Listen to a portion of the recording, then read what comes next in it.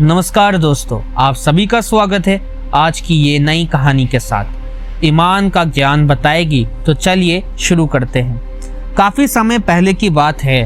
प्रतापगढ़ नाम का एक राज्य था। वहाँ का राजा बहुत अच्छा था, मगर राजा को एक सुख नहीं था, वो ये कि उसकी कोई भी संतान नहीं थी और वो चाहता था कि अब वो राज्य के अंदर किसी योग्य बच्चे को गोद ले ताकि वह उसका उत्तराधिकारी बन सके और आगे की बागडोर को सुचारू रूप से चला सके। और इसी को देखते हुए राजा ने राज्य में घोषणा करवा दी कि सभी बच्चे राजमहल में एकत्रित हो जाए। ऐसा ही हुआ। राजा ने सभी बच्चों को पौधा लगाने के लिए भिन्न भिन्न प्रकार के बीज दिए और कहा कि अब हम 6 महीने बाद मिलेंगे और देखेंगे कि किसका पौधा सबसे अच्छा होगा।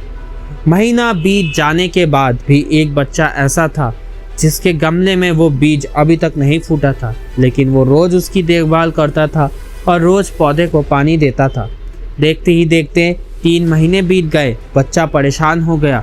तभी उसकी माँ ने कहा कि बेटा धैर्य रखो, कुछ बीजों को फैलने में ज़्यादा वक्त लगता है। और वो पौधों को सींचता रहा। 6 महीने हो गए। राजा के पास जाने का समय आ चुका था, लेकिन वो डरा हुआ था कि सभी बच्चे के गमले में तो पौधे होंगे और उसका गमला खाली होगा। लेकिन वो बच्चा ईमानदार था और सारे बच्चे राजमहल में आ चुके थे। कुछ बच्चे जोश से भरे हुए थे क्योंकि उनके अंदर राज्य का उत्तराधिकारी बनने की प्रबल लालसा थी।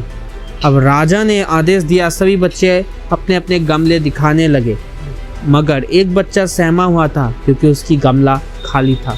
तभी राजा की नज़र उस गमले पर गई। उसने पूछा, तुम्हारा गमला तो खाली है? तो उसने कहा, लेकिन मैंने इस गमले की 6 महीने तक देखभाल की है।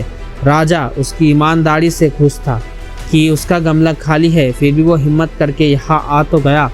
सभी बच्चे के गमले देखने के बाद राजा ने उस बच्चे को सभी के सामने बुलाया। बच्चा सहम गया और राजा ने वो गमला सभी को दिखाया। सभी बच्चे जोर से हंसने लगे। राजा ने कहा, शांत हो जाओ, इतना खुश मत हो। आप सभी के पास जो पौधा है वो सब बंजर है। आप चाहे कितना भी मेहनत कर ले, उनसे कुछ नहीं निकलेगा। लेकिन असली बीज यही था। राजा उसकी ईमानदारी से बेहद खुश हुआ और उस बच्चे को राज्य का उत्तराधिकारी बना दिया गया। लेकिन हमें इस कहानी से क्या सीखने को मिला? मेरे हिसाब से अपने अंदर ईमानदारी का होना बहुत ज़्यादा ज़रूरी है। अगर हम खुद के साथ ईमानदार हैं तो जीवन के किसी न किसी पड़ाव में सफल हो ही जाएंगे, क्योंकि हमारी हैसियत हमें ही पता होती है। हम खुद को पागल बनाकर खुद का ही नुकसान करते हैं। फाइनली मुझे उम्मीद है कि आपको ये कहानी अच्छी लगी होगी, और अगर आपको ये कहानी अच्छी लगी होगी तो चैनल को लाइक कीजिएगा, सब्सक्राइब कीजिएगा और शेयर करना मत भूलिएगा। मिलते हैं नेक्स्ट वीडियो में, तब तक के लिए बाय।